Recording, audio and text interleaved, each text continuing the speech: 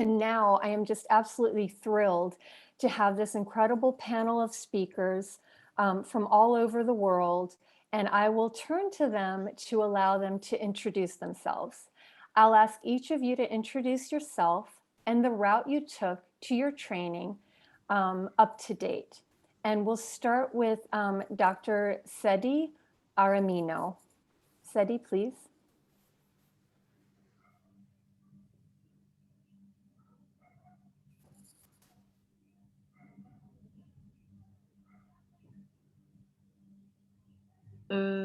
Bonjour tout le monde.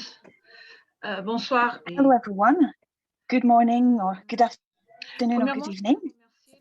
First of all, I would like to thank all the organizers of this event. It's a wonderful opportunity for me to be able to meet so many people and so many clinicians specialized in surgery.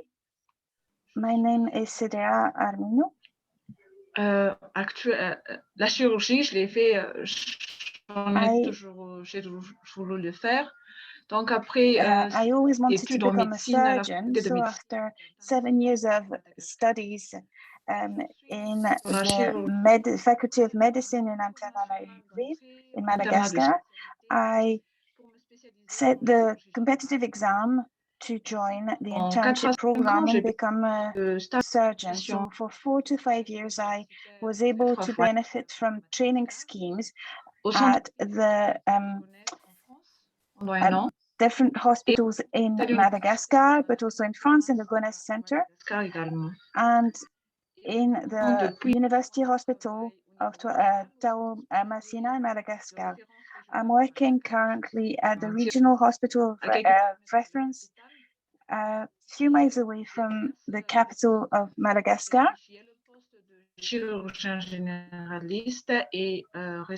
I am general surgeon and am in charge of the operating theatre. I also was very lucky to be able to work as a fellow for this Operation Smile within Lifebox.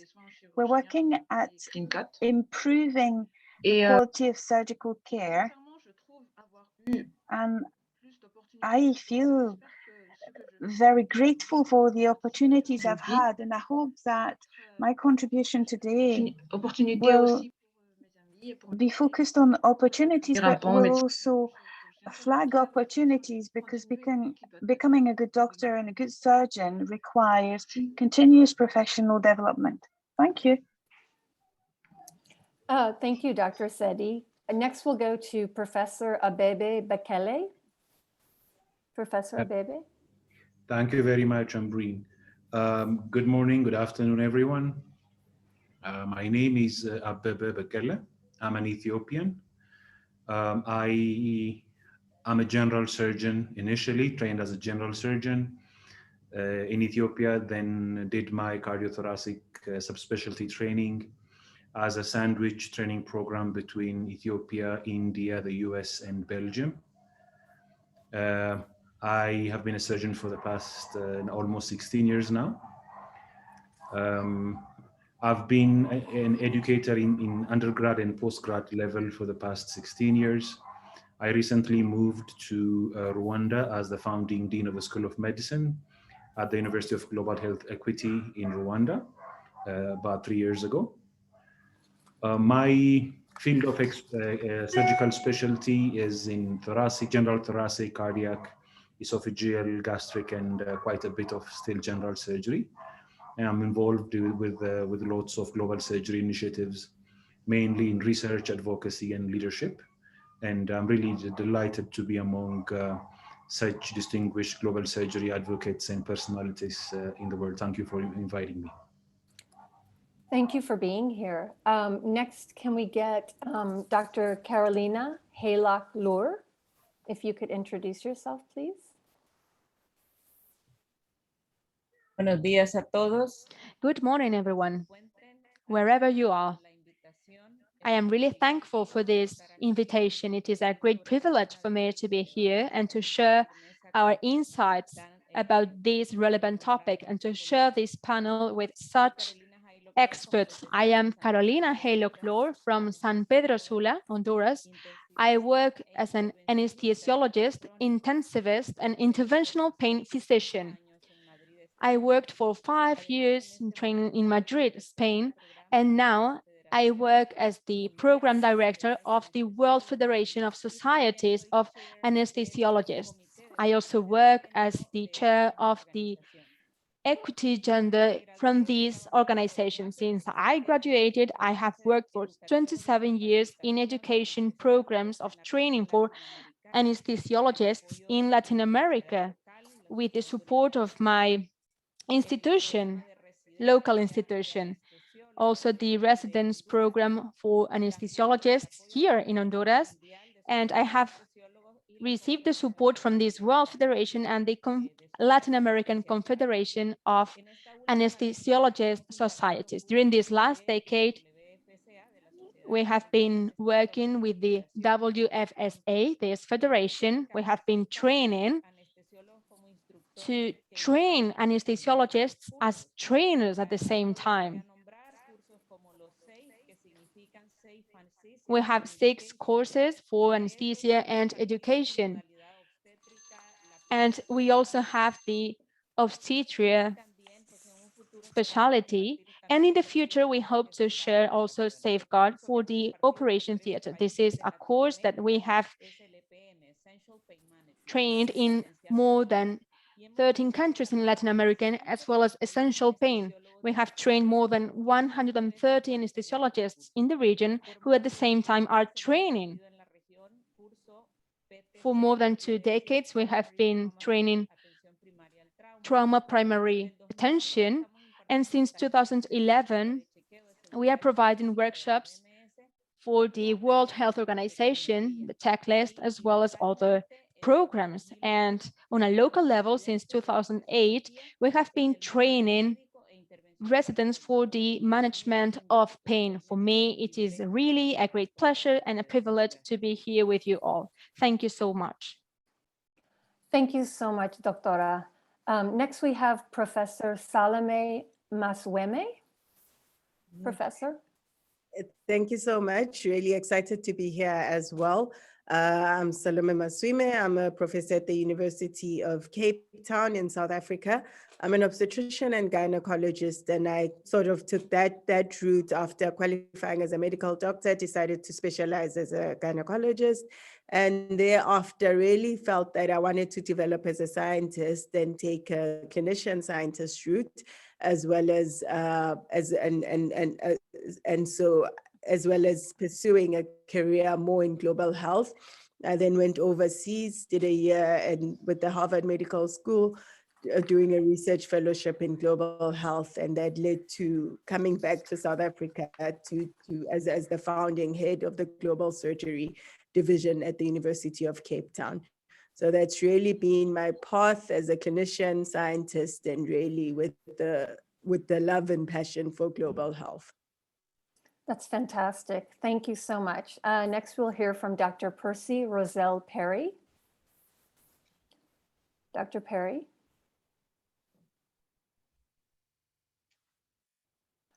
I think you're muted, Dr. Perry. Muchas gracias.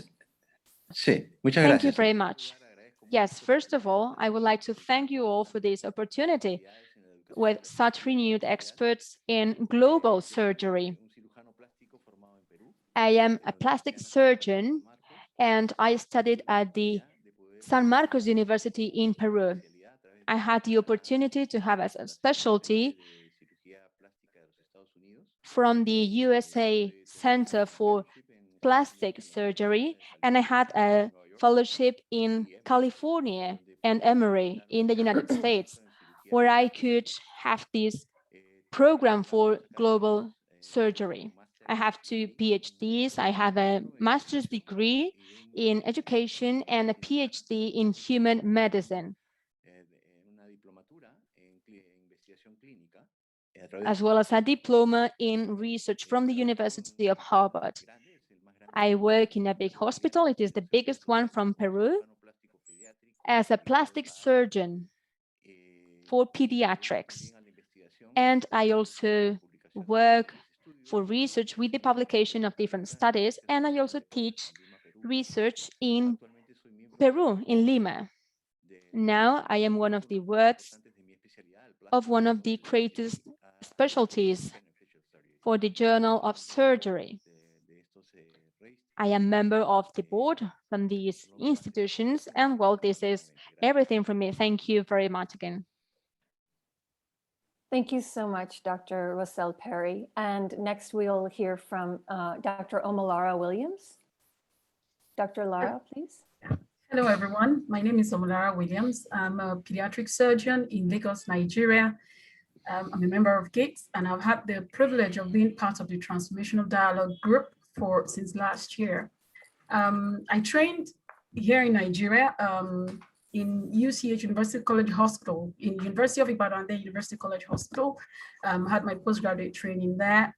As part of the requirements of WACS, the West African College of Surgeons, I also had a short stint in another 6 months training in another hospital in the region. And then in the course of the training as well, I had a clinical attachment in Nottingham in England.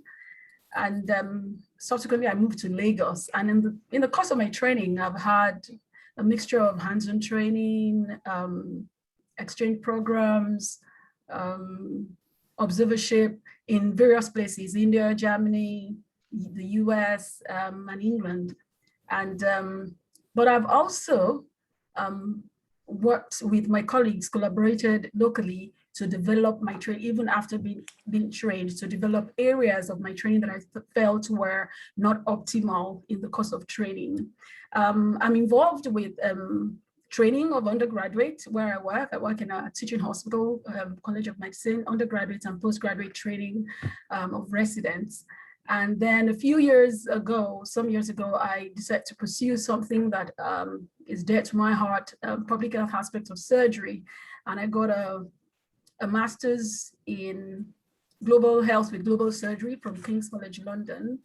Since then, I've had the opportunity to be part of the team that wrote the National Surgical Planning for Nigeria. I'm really grateful and thankful that you invited me to be part of this, and I'm hopeful that our discussion today will actually transform the global surgery space and the training of surgeons. Thank you. Thank you, Dr. Williams. I think the amount of knowledge, training, and expertise that we have here on this panel is really incredible. I think I'll go ahead and introduce myself. My name is Dr. Ambereen Sleemi. I'm a urogynecologist, pelvic reconstructive surgeon, and obstetric fistula surgeon. I'm the co-founder and executive director of International Medical Response, and we're a nonprofit that has programs that focuses on surgical training and emergency medicine interventions with programs in Haiti, Liberia, Malawi, and in Puerto Rico. And with that, we will go ahead and start with our questions. And our first question is going to be directed to Dr. Carolina. And it's, in your career to date, what has been the main barrier you encountered in accessing or pursuing a training opportunity, and in your case, in anesthesia? Also, if you could speak to acquiring quality education for trainees.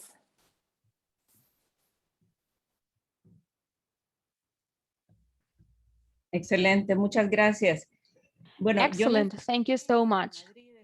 Well, I got my training in Madrid, Spain for 5 years. I can say that I am very grateful for that opportunity because really it was a very high level training. But at the same time, we had to face many challenges.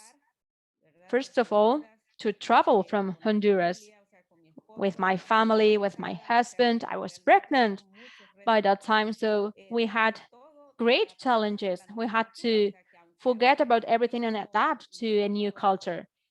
It is true that we speak the same language, but you need to adapt to a different region, and you have these cultural challenges. So these lasted 5 years. The quality of life was much more expensive, and also not only on an economical basis, but also in other aspects.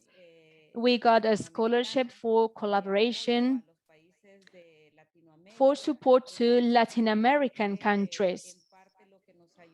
And this was in part what really helped us. And at the same time, we had the support from our family in Spain. I had 2 children. I am very grateful for that as well.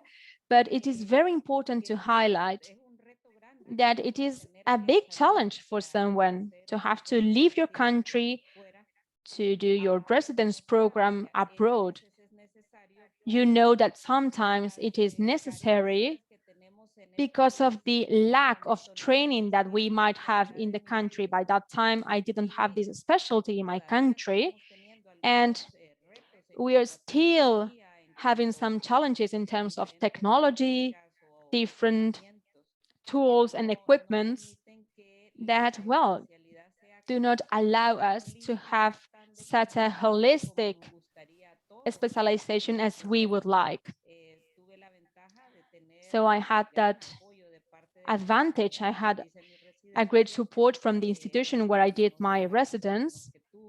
I also had a great amount of support during my pregnancies, and I am very grateful to life, really. But I know that not everyone has the same chances.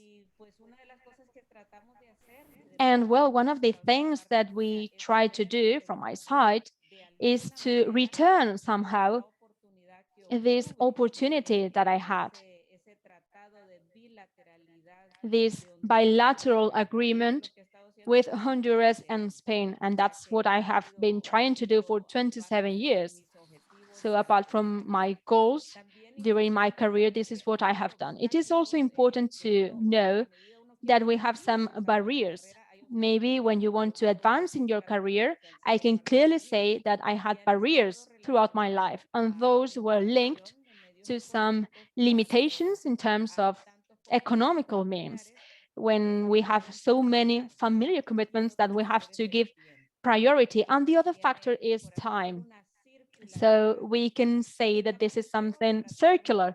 You are looking for more jobs to have more economical means, and then when you have that, then you don't have time to get more trained. So this is the paradox in our life. Sometimes I had to break free from that cycle and the sacrifices in order to advance in my career, and also with the own challenges of a woman, pregnant, with 4 children and married. I have to recognize that if I didn't have the support from my family, I wouldn't have been able to advance that much. Thank you so much.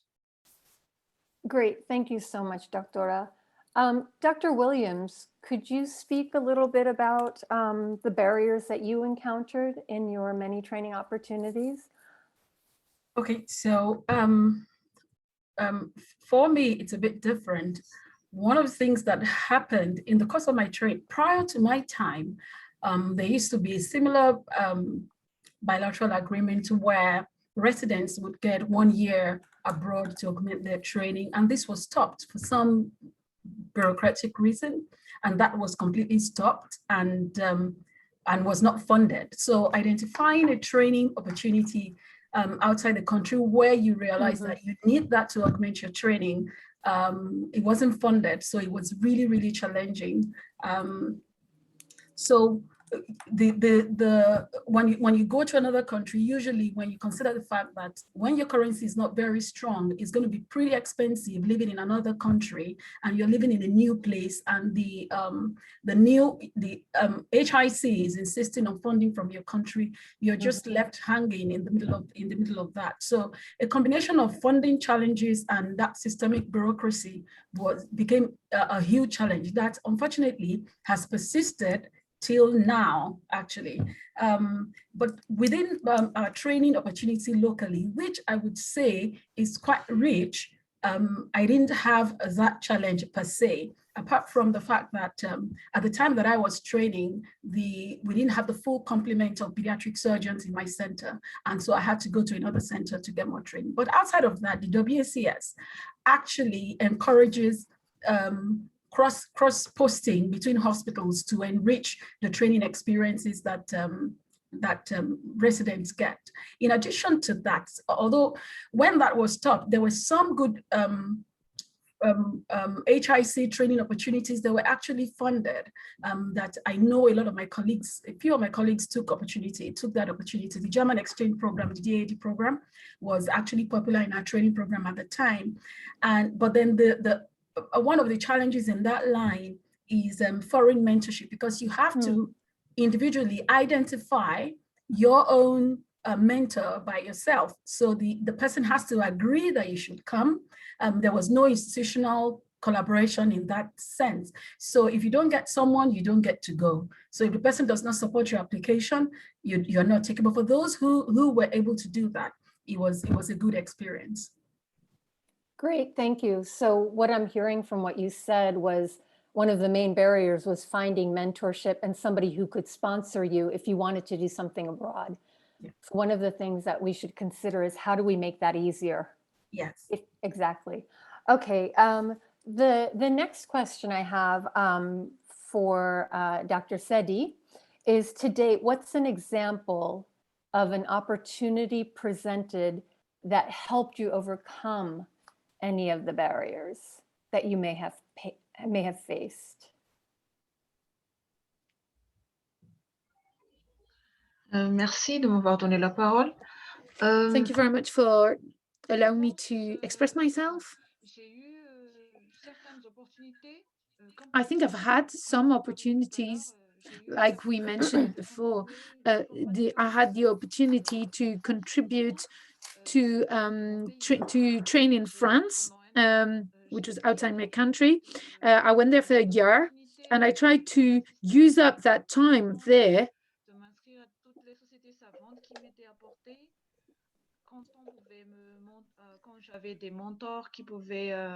I had mentors, and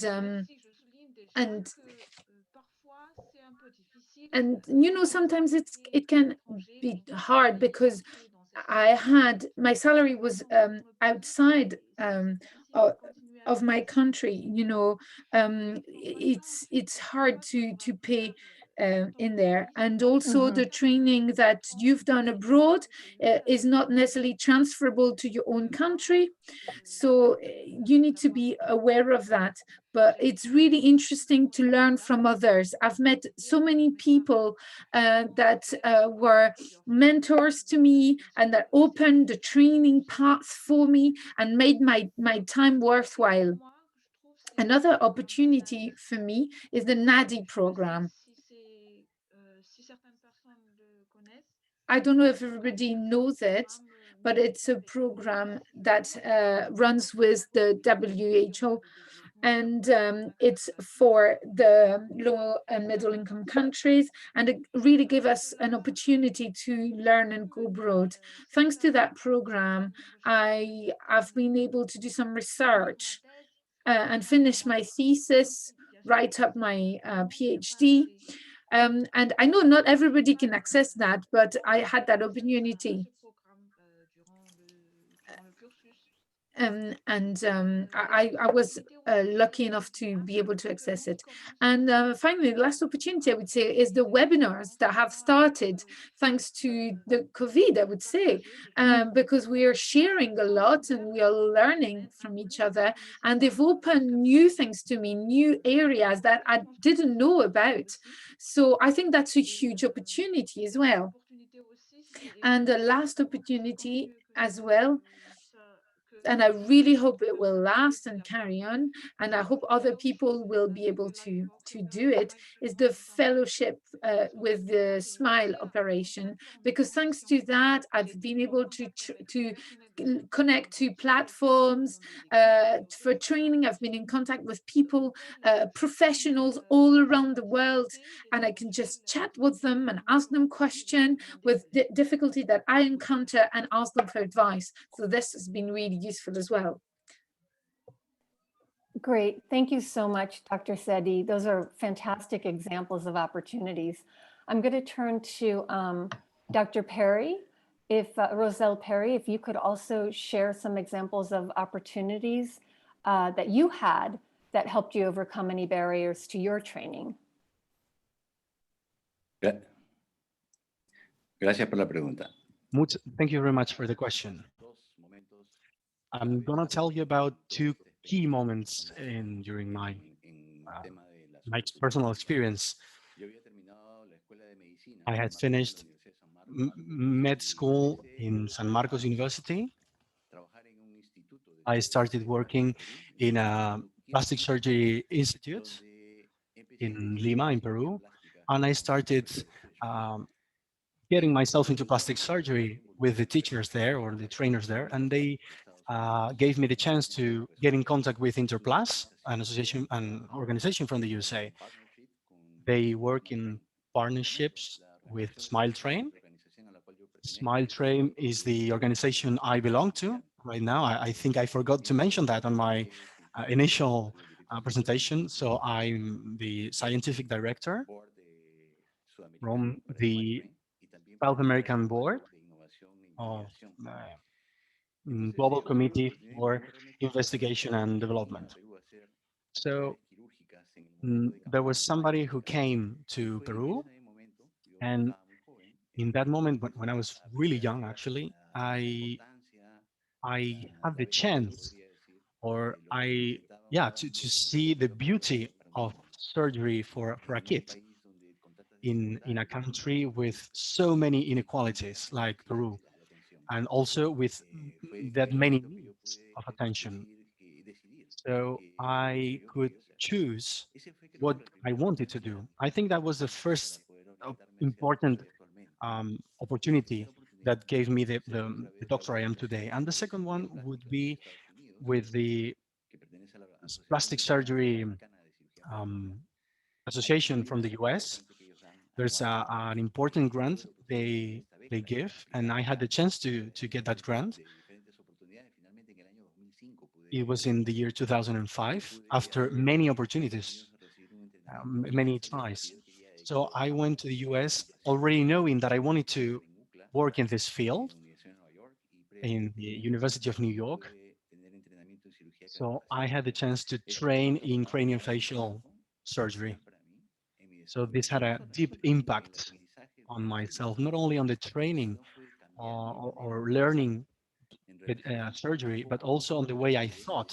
It was a change of mindset on how professional practice is built.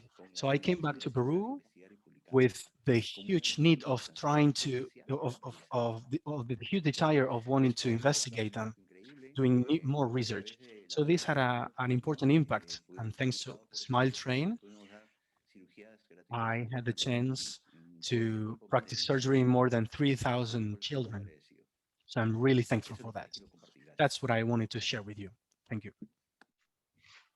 Great, thank you so much, Dr. Perry. Next, we're going to go into a discussion of the main gaps in equity of training opportunity across various levels of entry.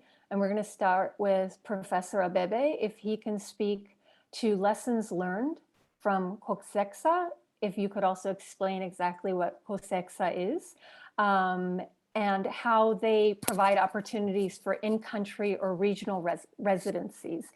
Thank you. Thank you, Dr. Ambereen. I hope my voice is audible to everyone. Let me first say a few words about what COSEXA is. COSEXA is the College of Surgeons of East, Central, and Southern Africa. This is a surgical college established in 1999. It's about 22 years old now, which followed the Association of Surgeons of East Africa. ASEA, the association, was just about fraternity. African surgeons used to get together every year, discuss, and part ways. But in the early 1990s, people started discussing, how can we continue training our surgeons like this?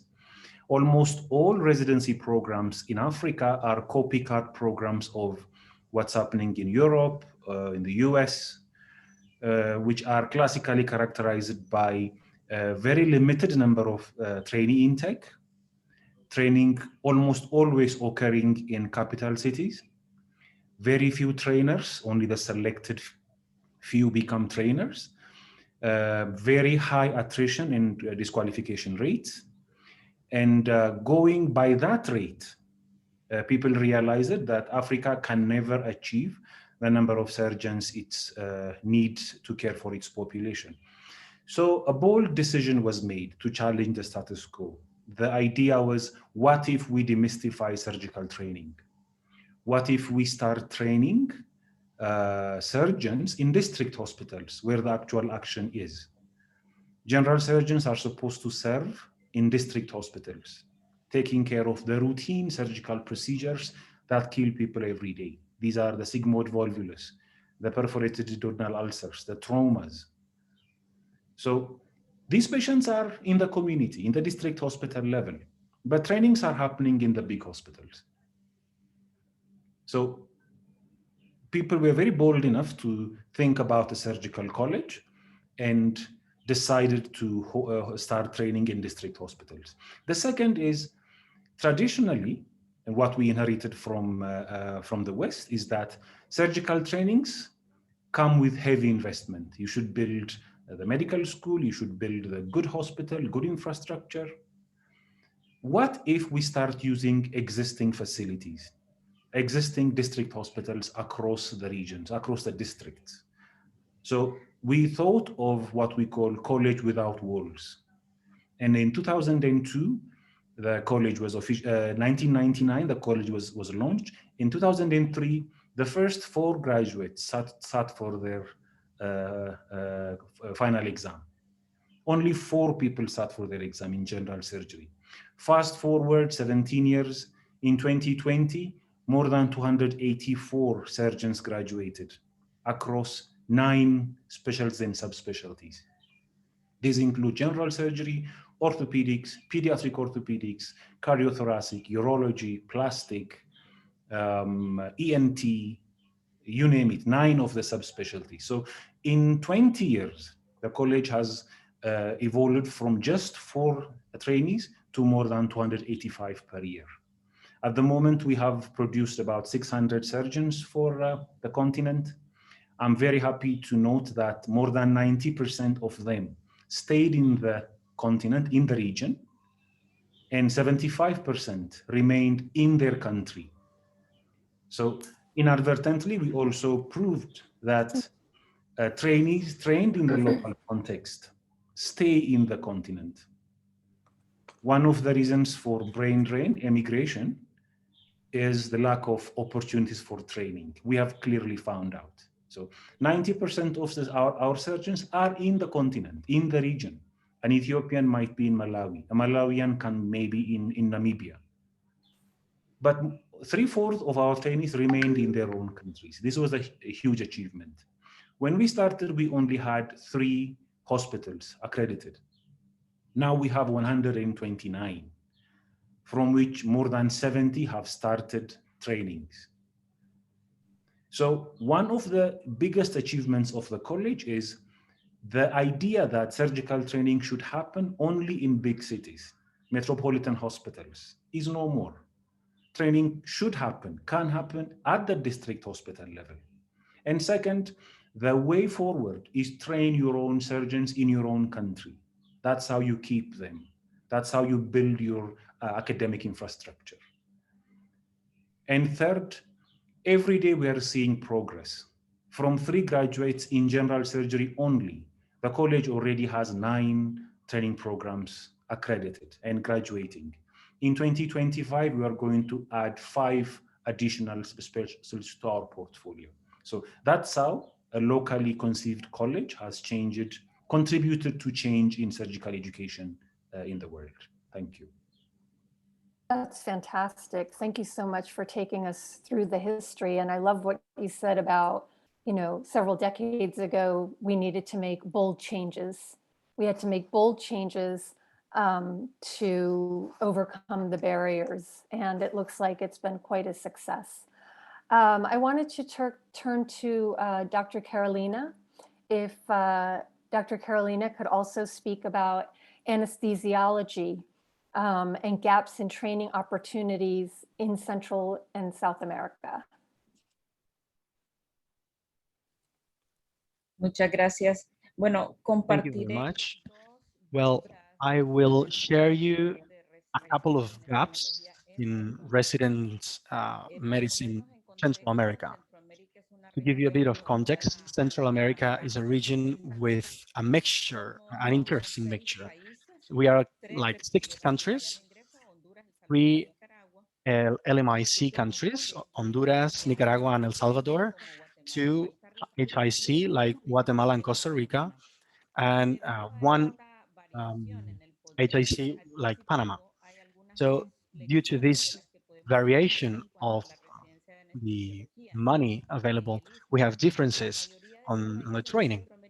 Most Central American countries have, and the residency lasts for 4 years. So it sees the impact of the limitation, their own limitations of each of the countries. So the first gap is equity, and we can learn from this, the existent inequality of the revenues, especially in poorer countries. We don't have those technologies or this equipment to train residents in the highest highest level. So this leads these people to continue their training in other countries. We have some organizations like the Latin American Confederation of Anesthesia Societies and the WFSA that promotes and that boost these members by granting them, giving them grants for 2 or 3 months to complete their training in these areas they had lack of training in. The second gap is the gender gap. This is not something exclusive from Central America or America, the Americas in general, it's from the whole country. So in some places, when a woman gets into the residence program, they force her not to get pregnant during that time. So many of them, they just give up to avoid this problem. I also recall an interview with a Caribbean country, and she was telling me that in the residence, they forced women to have some kind of image, of appearance to women. So of course, this was different to men, what they asked to men. And this is an extra money for their training. So some gender balance committees have been working on this, and they have been talking to hospitals and societies and the governments, of course, because there's, of course, gender inequality, and we need to overcome that. Thank you very much. Thank you, Doctora. I want to pose the question now to Dr. Salome. If there are examples within OBGYN residencies in Southern Africa that we could also learn from when we're talking about equity of training opportunities. Thank you very much. And I trained through the colleges of medicine in South Africa. And so it's quite a well-established college since 1954. And so opportunities to specialize in South Africa, it's not too difficult. It's many of us in medical school, when you leave, you deciding already what specialty you want to do. There's 8 universities you can choose from. And so it's not too difficult. You obviously have to go through the exams and qualify to get into programs. But with the OBGYN opportunities, it's also a college that's well established where there's a lot of opportunities. And I think even in terms of gender parity, there are a lot of females that are being trained. But one of the things that I think have really changed over the past few years is the increasing opportunities for people of different color, different races, and ensuring that more people that are getting into the system are actually getting out of the system and passing at the end, because there have been times where there have been very high failure rates, especially amongst people that are of different races, and trying to balance that out. One of the things that we've seen also working in the global surgery field is whilst as an OBGYN, I know that it's easier for women to get into the space, and there are a lot of people getting through. But in the other surgical specialties, it's not the same. You've got fewer women that are qualifying as neurosurgeons, as cardiothoracic surgeons. And so I think we've still got, there's opportunities to ensure that there's more diversity through the surgical disciplines and women and people of different races going through. So I think in South Africa, we've done quite well. And also that South Africa has also opened up a lot of opportunities for international residents to come in. In Cape Town alone, I think we train hundreds of, 100 to 200 international registrars each year, creating opportunities for people to specialize from the countries, from the local countries. So I think these are excellent examples of South-South partnerships, and how even within Africa, we've been able to create a platform for students from other countries to come in and specialize. And I think this work needs to be continued. Great, thank you so much. Now I'm going to turn to Dr. Williams. If you could speak a bit to how the value of fellowships in high-income countries, what value is there for low to middle income providers? And are they relevant to a clinician's own context? And what barriers exist in accessing them? We heard a little bit from Dr. Sedi, who had done some work in France and commented on how relevant the training she had abroad was when she came back to Madagascar. And if Dr. Williams, if you could please speak a little bit more to that. Thank you very much for your question. So fellowship in high-income countries, they offer various benefits for LMIC providers. The exposure that you get allows you to, first of all, if you have subspecialties that are not available in your country, it's a good way to get that started, in that you're going to a place where it is available. And so you can start to get people to be trained, and then they come back and train other people until you establish that specialty. Or if the specialty is weak, you can develop it and grow it by sending people out. So that helps. There's the opportunity to learn advanced surgical skills in places where they are well developed.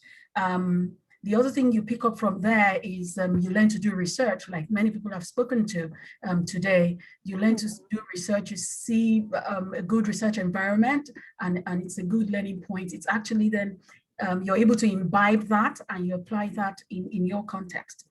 The other thing is also the training structure. Seeing the training structure that is successful, you then, it's a good exposure for an LMIC provider. Now, the issue is it applicable to our context? For the most part, is your contextual application of it in your place is what matters. Mm-hmm. Taking the lessons that you learn and modifying it in a way that will be useful for your environment is what is crucial. Because, for instance, if you go to a high-income country and you learn robotics and you have no way to provide that, but what you need is the principles of doing fine surgery, doing successful surgery, and then you're able to apply that.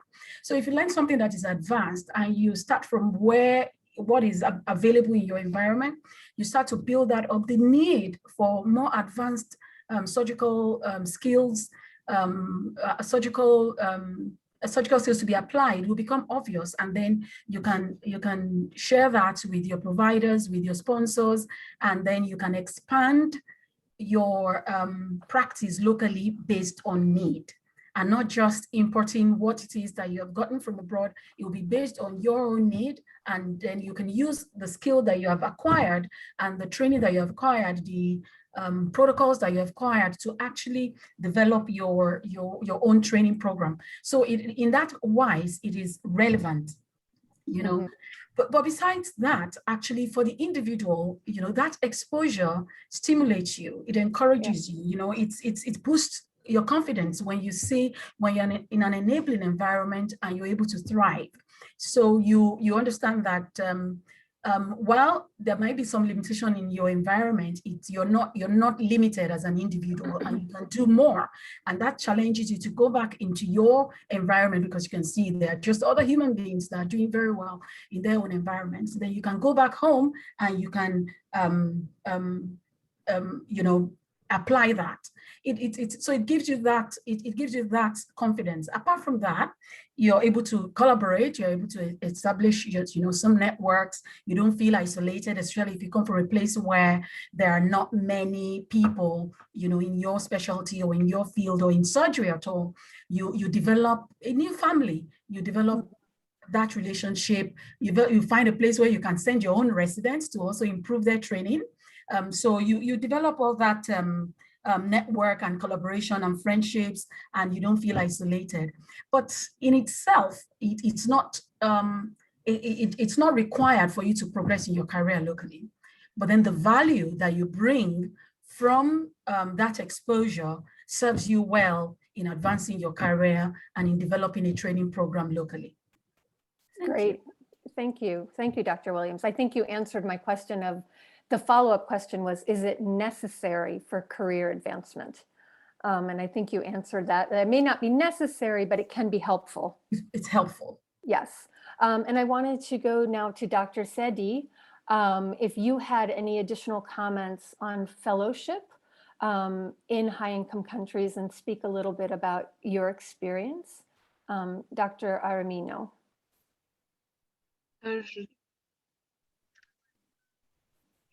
Je suis tout à fait d'accord avec ce qu'a dit le docteur Indeed, I Williams. fully agree with what Dr. Williams just said. It's very true. When you benefit from this kind of fellowship, you learn a lot. You accumulate experiences that you probably wouldn't have had in your home country. Drawing from my personal experience, when I go to an international conference, we can really feel a significant difference, in particular when you look at scientific development. You see the difference in the training you've received, and mais en fait, il faut encore que tu rattrapes un peu cette différence. You need to catch up on the difference. Ensuite, c'est un peu frustrant. Oui, c'est frustrant de la. And when you have access to this training, it's difficult to convey this to patients.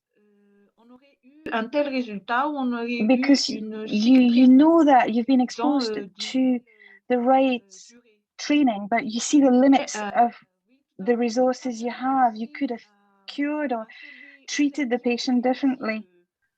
De peut-être un jour essayer de l'amener dans son pays, dans le pays d'origine. And so we've seen what is possible, and we've got this vision of what could be brought to our home country.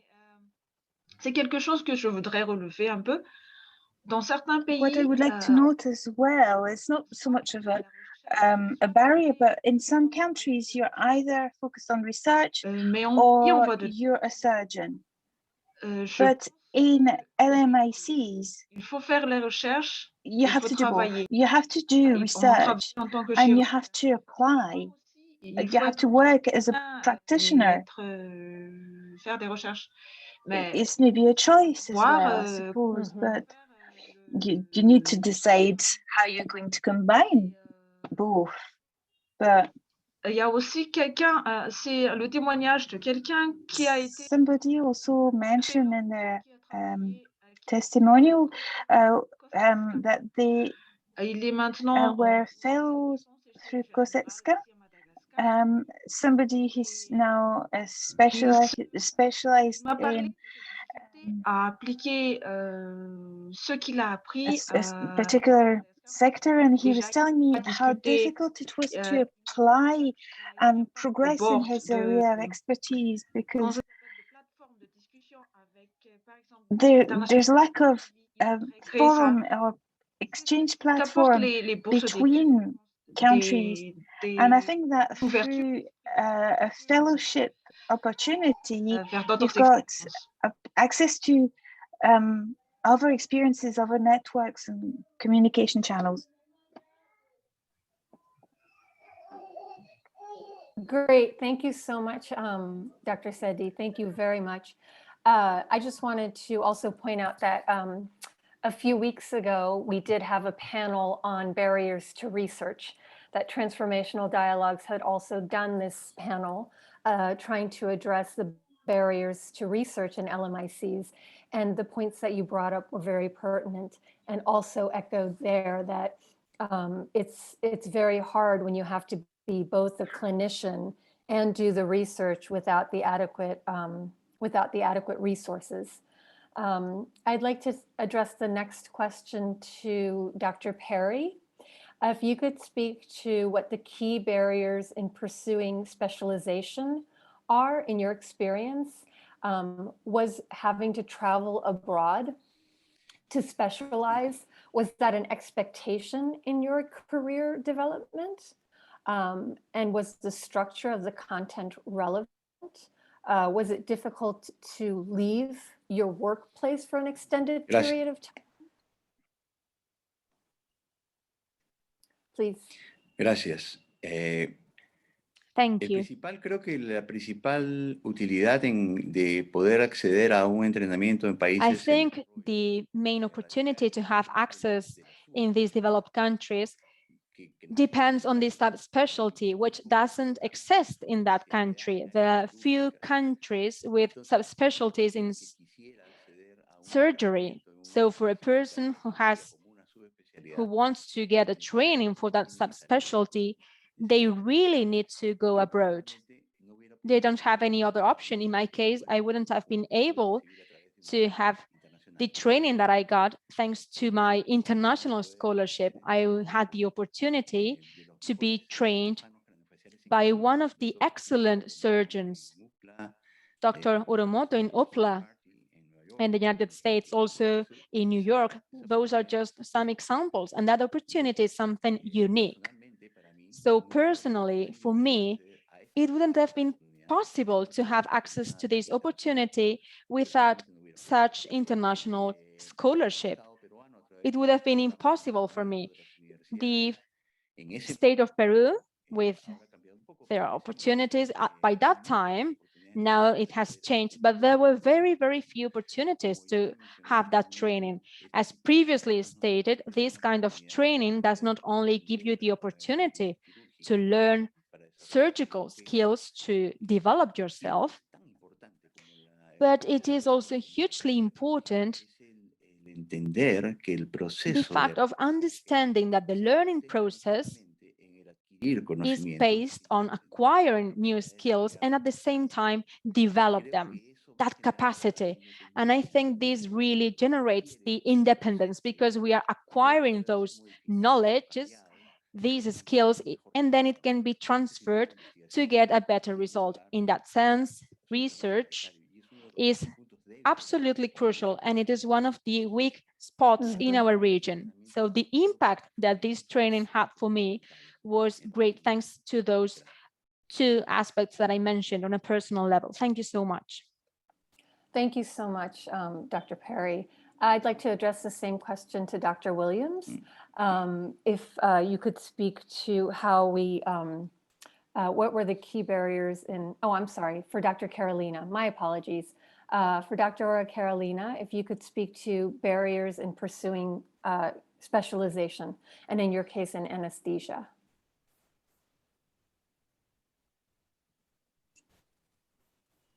Muy bien, muchas gracias. Very well, thank you so much for your question. Well, definitely, there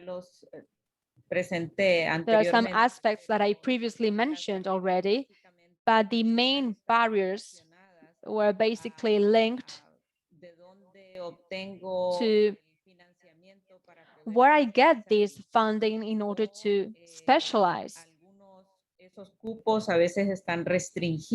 Sometimes it is limited for some people, and many times it is due to exams, which are very, very difficult.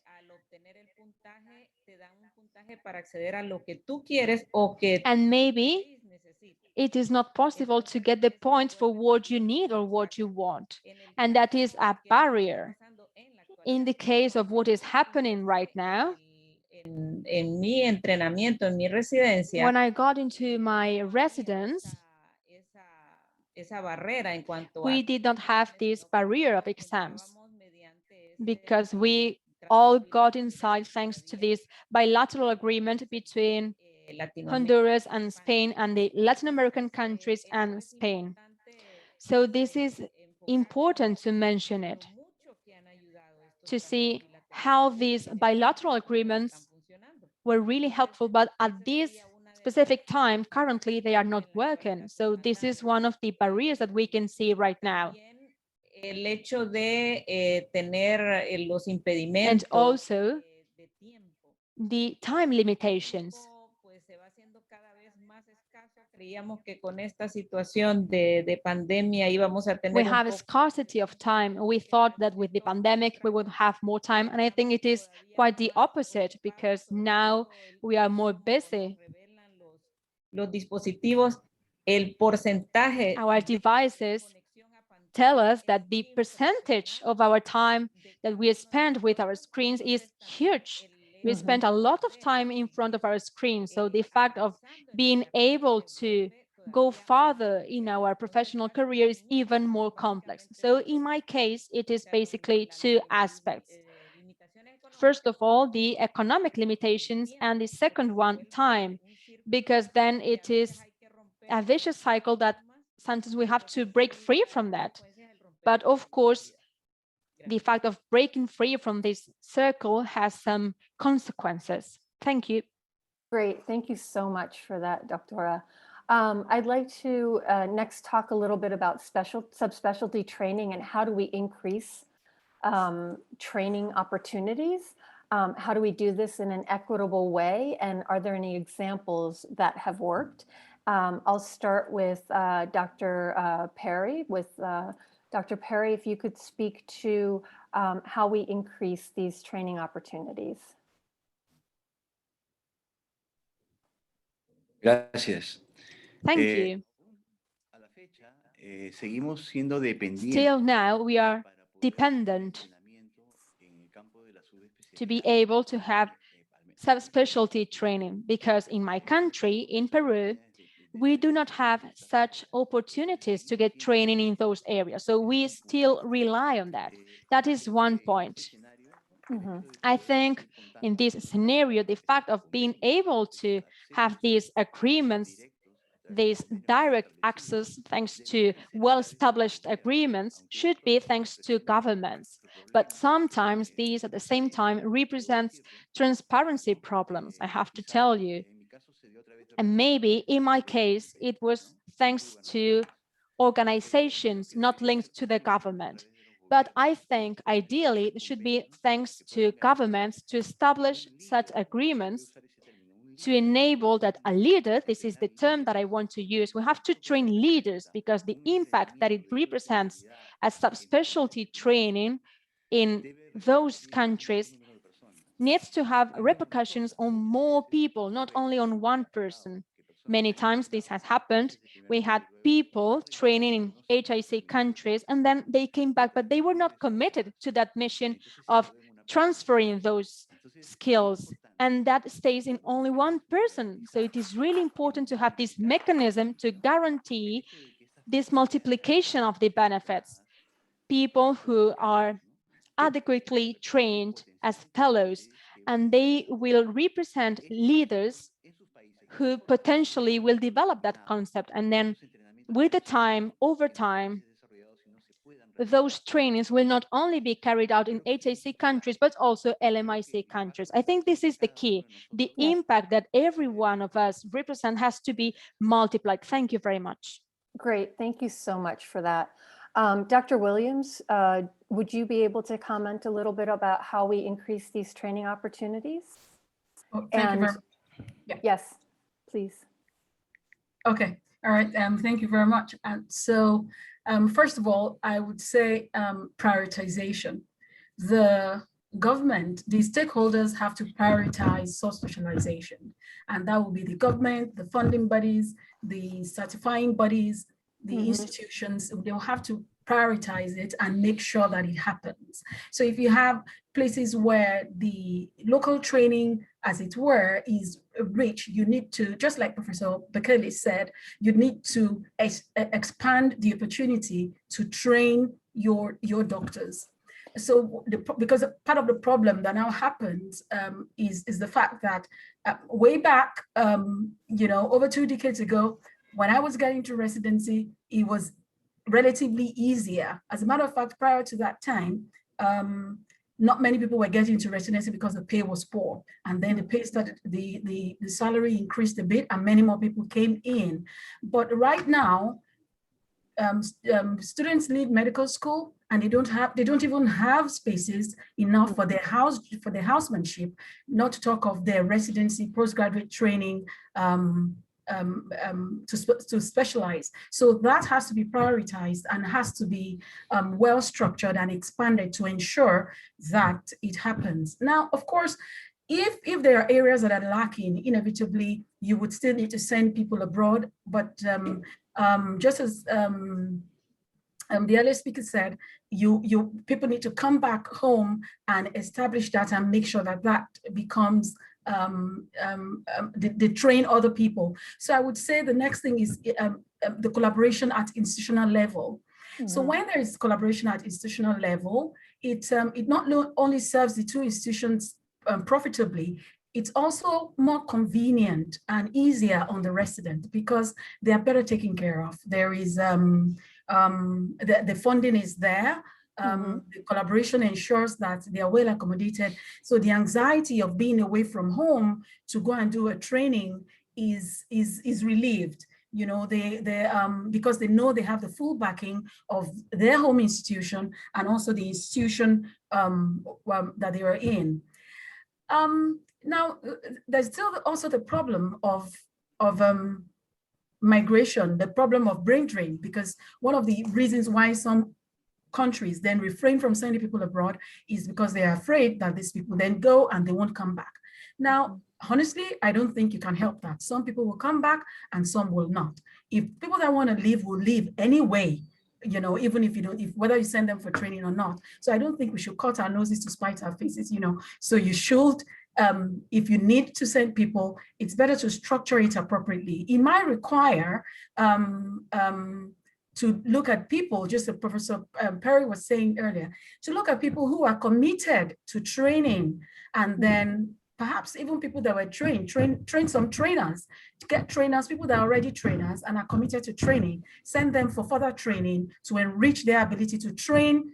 And so you don't train people that are not interested in training. So it requires commitment from the stakeholders to ensure that it is well structured and it is well built, and then we can increase opportunities that way. Thank you.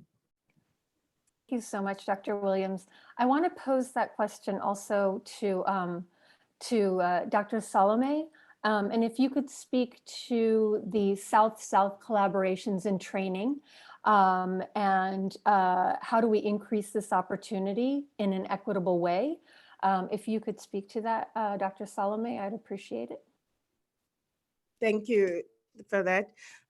So I think, what's quite unique, I mean, there are opportunities for South-South collaborations. It's happening. It has been happening for a long time, but it's not easy to get funding for these partnerships. So whilst it's much cheaper to train African residents in Africa to move across, to another institution in the country, there isn't enough funding, because even as we look for funding to fund students, it's not easy to get that money. It's much easier for fellows to get money to go and train in high-income countries.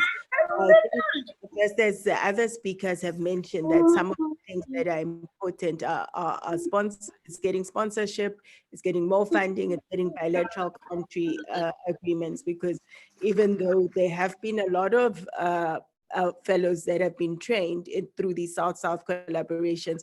But you do find that moving to another country, it's easy. You know, sometimes the fellow might feel that because I'm moving to South Africa, the cost of living is much less than, for example, moving to Boston or moving to the UK. And so they easily move into these spaces and find themselves without having the money to live, to survive. It's quite expensive. And in the process, they may feel exploited. There are mental health issues. There are all sorts of challenges and responsibilities as well. You're living in South Africa, you've got a family back home. They are expecting, everyone thinks you're making some sort of money, but you really aren't. And so trying to find ways of making it easier for the residents so that they get a full experience, they enjoy being here, and they also walk away wanting to give back at the end of the day. So I think through these partnerships and ensuring that there's sponsorship, you know, we could ensure that more people get trained and walk out of these fellowships, you know, feeling better and being able to give back. And the last thing that I also wanted to add is that there are also opportunities for skills transfer. And these are mini fellowships where, for example, where you've identified that in certain countries, there aren't any oncology surgeons. Can we create a mini fellowship for skills transfer? And I think in many of those, the opportunities are there for surgeons also to go and spend time in these countries. And these can be done easier within the continent, you know, from LMIC to LMIC, it's possible. And I think we should create those opportunities. Yeah, thank you so much. You brought up some very great points. And working in obstetric fistula, there is primarily south to south collaboration with centers. There's a mini fellowship training program through FIGO. So I think these are all things, as Dr. Abebe had said, bold changes that need to be made. And with that, I'm going to turn to him if he would take a minute. Also, if he could speak on subspecialty training, how we increase the training opportunities, speak to that. And then I have another follow-up question for him. Thank you, Dr. Ambereen. I think it all comes down to leadership. Countries should first fulfill the commitments they signed at the WHA 2015. It should not be just for show. They should put their money where their mouth is. They have committed to make surgical and anesthesia services as one of their top priority healthcare issues in their own countries when the ministers put their signature there. One small component of this signature is to make sure the appropriate number of SAO are available in their countries. That's how countries work on their NSOPs, the National Surgical Plan. So the first thing is countries should first sit down, gather all the stakeholders in development, in training, and say, my country needs X number of pediatric surgeons by 2030. My country needs X number of cardiac surgeons by 2030. How many of the countries have done that? I can guarantee you only a handful. Some ministries don't even know what those specialties mean. So I think the first thing is they should be bold enough to make this commitment. And then create a national plan. How do we get to these numbers? How many people can we send abroad for training? And experience has shown us for the past 78 years, that is not a sustainable and the right way to go. You can cough up the money to train 1 or 2 people per year, but your country needs maybe 1,000. So the only sustainable way to develop, to have a program is to have it in your own country. And second, to create South-South partners, work with your neighbors. If you look at Africa, Africa has everything. If you look at the 14 COSEXA countries, there are world-class cardiac surgery centers here. Among these 14 countries, there are world-class neurosurgery centers. There are fantastic urology centers in these countries. Why can't we share that?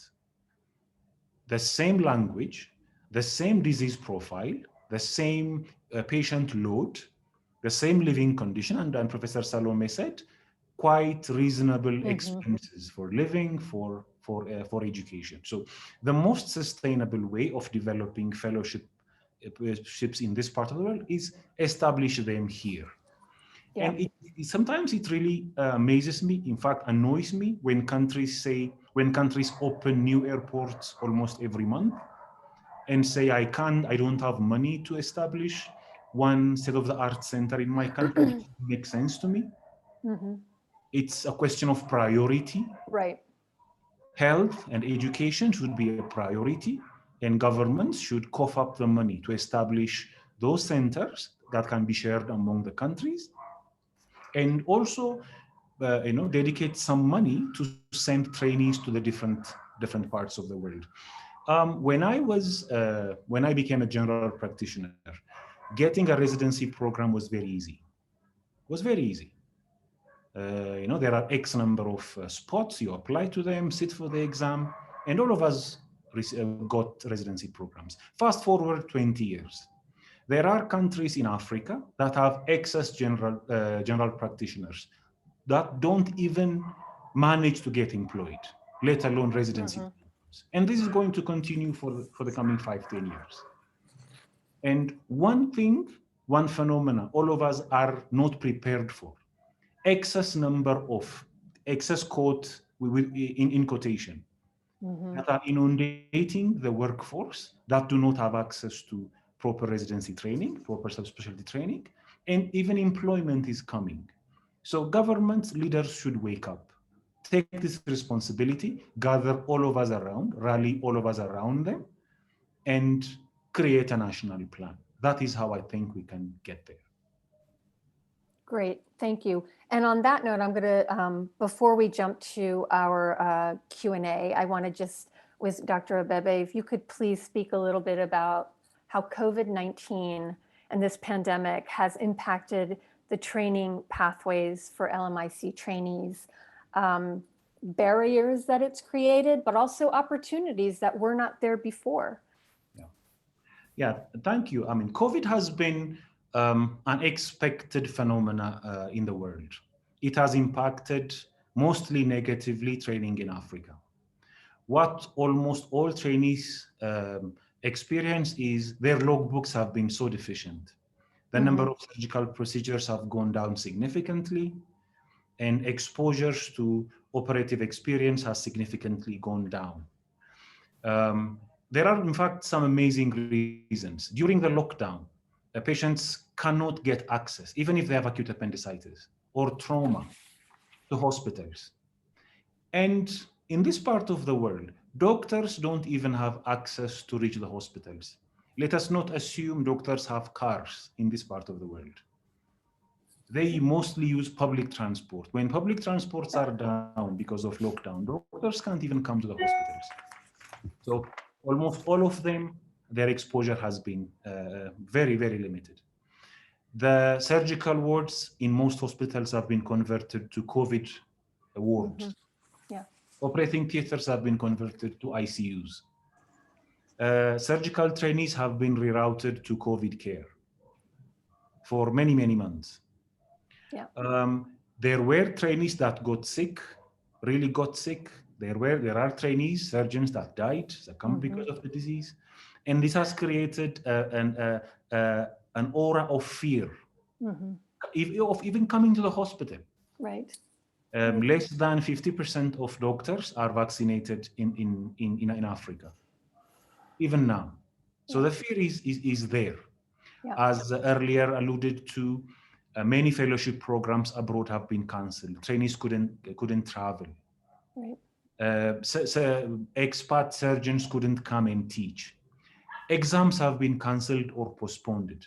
The West African College exams, the COSEXA exams, the CMSA exams, the face-to-face exam has completely been cancelled. And we moved to an online exam. Online exam has its own benefits. However, the practical touch is missing. So we are still navigating through how we can do quality exams online when what we are really used to was the face-to-face. there are also, not everything is bad. The silver lining of COVID is also there. Didactic teaching has exploded, flourished. Sure. Webinars are easy to access. Videos are easy to access. Conferences are easy to access. Exams have become a little cheaper. Candidates don't have to pay air ticket, accommodation, and stay in country. Well, trainees also now have time for research. They're not operating, they're not seeing surgical patients. They have time to do a bit of research. So these are the silver linings of COVID that yes. Okay. I mean, we have to find silver linings with everything, don't we? And in that spirit, I want to ask each of the panelists, because we can't leave with just barriers and bold changes that need to be made. We need to also talk about suggestions that each one of you would make to improve equity and training pathways for LMIC providers. How do we change this burdensome system? And have you had an experience that worked? And I'm going to start with Dr. Williams, please. If you could give one suggestion. Okay. Thank you very much. I would say support for local training. South collaboration, in-country training, support to develop that. And there are many ways to achieve that. Earlier on, when we were chatting before the session, I was talking about how it was normal to have South collaboration where I trained. You have people, and it's happening again, people come from Sierra Leone, and the South collaboration is good to Nigeria. I mean, is good for residents because they are pretty much at home, in a place where they are comfortable, that is affordable, that is convenient for them. So we need to focus on developing local training. If they're supporting bodies from HIC, that should be the focus. Give funding, give structure and human resource to ensure that the training occurs. Yes, there might be need to have short periods that have to be structured, that have to be planned and predictable short periods where people might need to go to get an exposure. I actually have an experience, one of my colleagues who had not been able to practice his specialty for a while. After some time, a few people were coming from abroad and he was doing that. And then he went away for a bit to do like a refresher, because he had actually previously trained in an HIC, and then he came back and it's been phenomenal, in expanding that specialty. So sometimes there will be occasions where that will be necessary, but it will be crucial to develop local training to ensure that is strengthened, and so we can develop from there, and then we can have, if we imagine it, we're merging the two, but it should be with the aim of ensuring that the local training is strengthened. Thank you. Great, thank you, Dr. Williams. Dr. Rossell Perry, do you have one suggestion that we could listen to hear from you about how we can improve equity in training? Matthew? Sí, gracias. Yes, thank you very much. To not overstep on what we have been mentioning today on the meeting, I think we can just point out the fact that the dependence we still have on training surgeons in developing countries, it has to be strengthened. We need to find and create leaders. I think that's an important point, because it can multiply the opportunities of the people that can be trained. So these characteristics should be essential. Moreover, this impact should be done by programs developed in the country, inside the country, but not only there, but also collaborating with the bordering countries. For example, we have developed a diploma of research in fistula in Latin America to train surgeons. So this interdisciplinary team has been trained also in research. So this will create research programs and, of course, scientific publications that can be done from a region, from this training that we still need to do in the developing countries. I think this will give more opportunities and, of course, equity. The online training system is an opportunity that COVID gave us, but this woke us up. We already had that, but we didn't focus on that. So this kind of crisis create these opportunities. So maybe in the future, our conferences can be done this way. So I think this is a very useful tool that can be used to develop our regions and countries. Thank you very much. Great. Thank you so much, Dr. Perry. Dr. Salome, do you have some suggestion to add to what we've already heard? Yes, my suggestion would be, to start looking at these three-way partnerships between high-income countries and South-South, partners. And high-income countries, I think, should really invest and support these collaborations and partnerships, because even when you train a surgeon in Africa to operate in Africa, or in a low middle income setting to operate in a low middle income setting, the surgeon goes back knowing, understanding their context. It's relevant, if they can relate, it's much easier. And I think we need to find ways of having these partnerships versus partnerships where surgeons are going overseas to train there. So my focus would be everyone has got good intentions, goodwill, to try and strengthen what happens on the continent rather than splitting us up, and would be my suggestion. Yeah, okay, great, thank you so much. Dr. Carolina, a suggestion on how we could improve the equity in the training pathways for LMIC providers.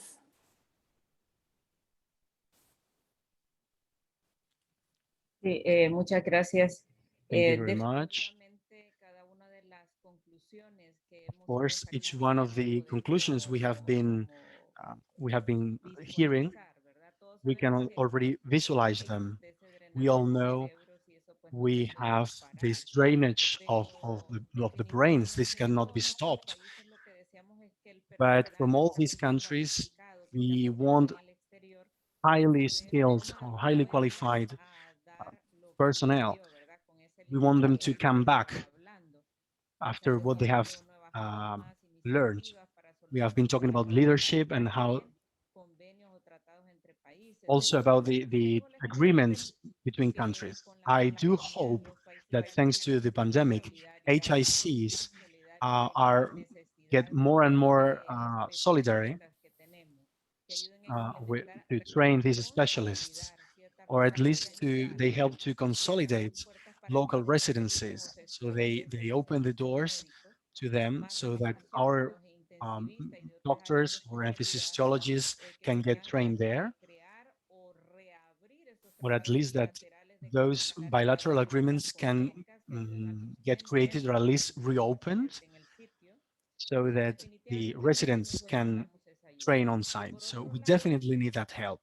And on the other hand, due to the pandemic, we have been talking about the positive aspects of the pandemic.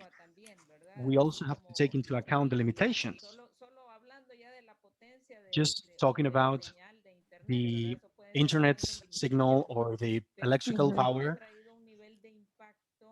So this has had a huge impact, and definitely virtualization is important to see that it never overcomes the impact of on-site training, or at least it's very difficult. It is proven that the most powerful relationships for students are created by interacting with colleagues and other students and teachers, professors. So it is more effective when trainers are on-site with their students. And the key is to seize the time they have to make the most of our time. So talking about virtualization, I think we will have hybrid models, but with the on-site training being more important than online. Thank you very much. Great, thank you. And same question to Dr. Bekele. Thank you. I think my colleagues have mentioned most of them. I just want to mention 2 points. The first one is, again, leadership. The ministries of education, health, or the body that is regulating education in a given country should put the development of residency fellowship programs as their top priority. And they should lead a national movement that consists of the professionals like us, funders, the ministries of finance, everybody. It should be a national movement. Individual patchy movements can produce a few trainees, but can never satisfy what the continent needs. The second is, again, it's a message to the young trainees. If you're not invited, bring your own chair. You should be in a position to force all of us to help you. Me as a surgeon, as a dean, I have the responsibility to help the young develop, to reach where I am, to help them see what I've seen. It's because of my predecessors, my mentors, that I am where I am now. I should be forced to pay it forward. They should put pressures on their ministries, on their funders, on their NGOs, to help them develop. So the concerted action of everybody. If you leave out the Ministry of Finance, the process fails. If you leave out the Ministry of Education, the process fails. So we should be able to garner a national movement to achieve this. Thank you. Yes, thank you so much. And lastly, we'll hear from Dr. Sedi, if you have a recommendation to improve equity in training.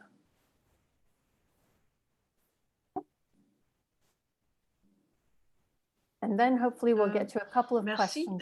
Merci pour tous ces, Thank you. Tous ces idées. En fait, c'est. Thank you for these many très valuable ideas. Et is very interesting and thought-provoking. And as Dr.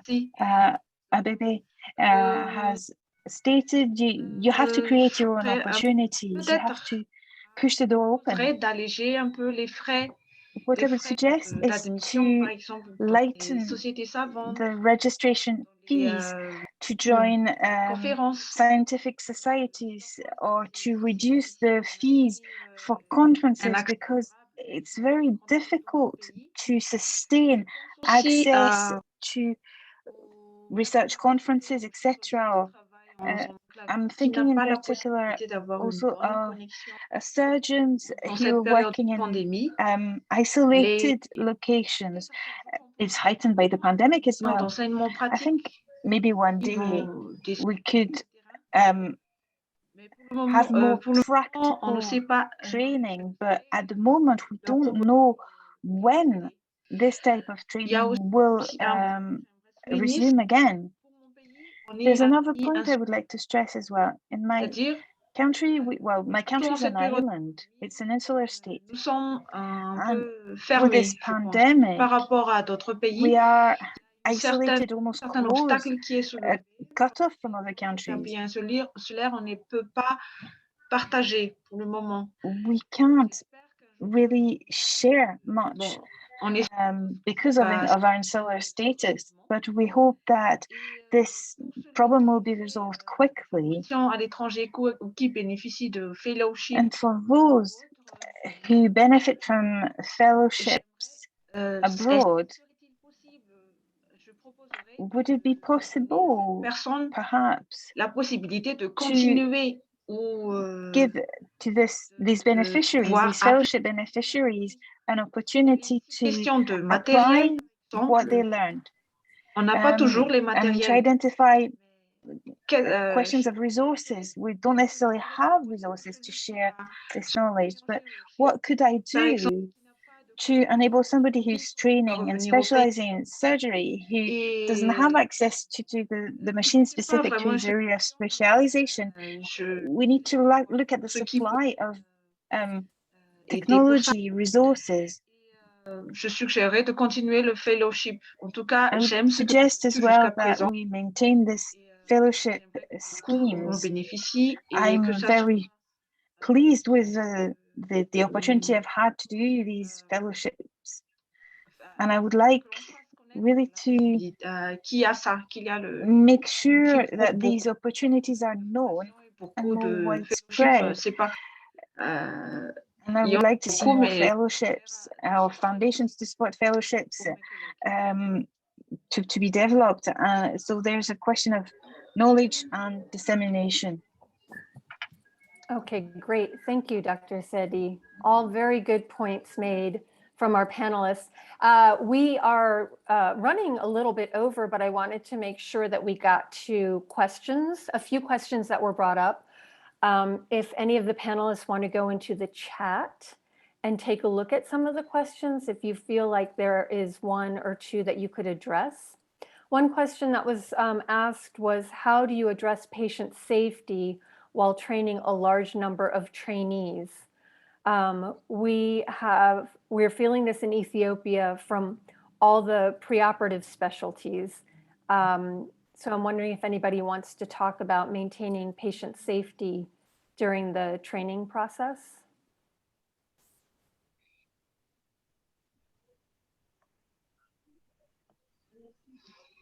Maybe I could take a stab at the question. I think that the question is, trainings are flourishing across the country, and lots of trainees are coming into the programs. In such a case, how do we assure safety of the patients? Well, it all comes down to leadership and standard of practice. Training means it has phases. You observe a case first, you're assisted, you are observed, and you are given the opportunity to operate independently.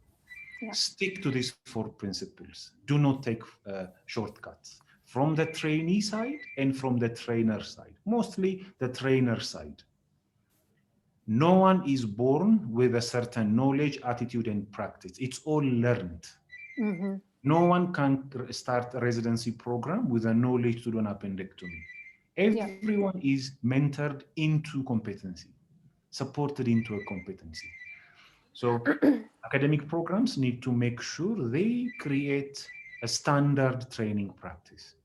That students first, trainees observe, are assisted, are observed, and then are allowed to practice independently. That will solve a lot of issues. Mm-hmm. And let's also not forget the other non-technical competencies like teamwork, conflict resolution, working as a team, being led, leading a team. All these soft skills, non-technical skills, contribute to patient safety. Absolutely. Creating the culture of safety from the beginning is really important. Another question is, how many countries among the panel participants, how many have developed a national plan for the development of surgery? And if so, what are the challenges to implementing this plan and also the best practice? If anybody wants to take a stab at that one. Okay, I could say something about that. For instance, in Nigeria, we have developed our National Surgical Plan document. So one of the main challenges is also getting a global buy-in, because of the kind of government system that we have. So if you have a layered government system where you have the federal, the state, the local government, where there is some degree of autonomy, you have to have the buy-in of all levels of government in the implementation. And that is what will make the funding available. So that is one of the challenges of implementation, getting funding and getting the buy-in of the layers of government and also the private sector. So, but one of the things we're looking at, we've had some support from Smile Train, for instance, is to pilot part of the process that has been developed, to start to pilot and to show success with the portion that we're piloting, and use that as a leverage to get a buy-in and get the necessary funding to ensure that the National Surgical Plan is actually utilized, is actually established in our system. Great, thank you so much, Dr. Williams. We have a couple of questions about funding, and then we'll wrap it up. One is how do you gain access to funding? So you may go abroad for your internship, but when you come back, how do you find the means to practice what you've been trained on and what to do in this case? So I think if I'm reading the question, if I'm getting the gist of the question, it's, when you come back, how do you make sure, I guess you ensure that you have access to funding so you can practice what you've been trained in? If anybody wants to speak to that. There's a couple of questions about people I would like to reply, if you allow me, please. This is a critical point, really. The process has to be well established. And one of the critical points is the fact that many people who are trained, I will tell you an example. For example, a plastic surgeon in Taiwan receives a fellowship for 1 year, but then comes back to the country and does not have any opportunity to work despite being highly qualified. Why? Because this process wasn't well established with government institutions. And therefore, it is very important that the whole process is well established and articulated. This is not happening at the moment. We have the opportunity, we have the adequate people, but then they come back and they don't have the necessary space to apply what they learned. I think this is the critical point. So despite the limitations of working for governments in some countries, I think we have to strengthen that and give more transparency thanks to agreements to complete this process. And that way we could guarantee that. Thank you very much. Great, thank you so much for answering that, Dr. Perry. I think, unless any of you see any other questions here in the chat that you want to address, one is how to finance plans to help a country implement a surgical project. If anybody wants to answer that. And how do we create fellowship programs in the future across institutions, which could either be south to south or between LMIC and HMIC? If anybody wants to take on any of those questions, we'll wrap it up from there. Does anybody feel like they have something to say about either of these? Yeah, I'll just say a few words. I may not answer directly, but I think, picking up also on what Laura just said about the national plans. Yeah. Many of us that are driving this and pushing this, we're trained as surgeons, as clinicians. We understand the human body's anatomy, but we don't understand the anatomy of the state. And so many of these challenges have come because whilst trying to try and get these plans implemented, financed, etc., many of us haven't gone through the training that helps us to understand how the government works, the tiers, streams of government, where to look for financing, how you look for financing, how implementation works. And so I think we also need to have this public policy, public administration component added to what we do rather than just pushing the plans, because we're starting to see the barriers that come along. And I'm saying it's taking that step back to understand the state so that we support them in getting these surgical policies implemented. And then on the issue of creating more of these fellowships, I think many of us are very open. All of us here are leaders in different capacities. And these are really conversations that we start to have to see where are the gaps. I have had various institutions, societies come to me saying that how can, you know, can the University of Cape Town, for example, support in developing a certain program, creating a mini fellowship. We are very open, I think, all of us, to creating programs that will support the future of surgery nationally, internationally, but usually funding is the barrier. We come up with a perfect plan, but no one has the money to make it happen. And so having these conversations, creating sustainable programs is doable if we think about everything that is necessary. Well, that's a fantastic note to stop on, Dr. Salome. I want to thank you for that. And also, you know, touching on what makes the field of global surgery that we work on different than just surgery is this idea of how it impacts the public and how through policy and all these different aspects, we can make a change for the better public good. So I want to close now with just thanking our speakers who have just been amazing. And thank you for taking the time, sharing your insight and all your expertise and joining us today. This event was hosted by the Transformational Dialogues Coalition. For more information about this group or to get involved, please join us. Every 2 weeks, we all gather and talk about issues like this. But you can also get information by visiting decolonizingglobalsurgery.org, which has just been put into the chat. Thank you so much, and we will be sending you today's recording soon. And with that, I wish everyone has a fantastic day.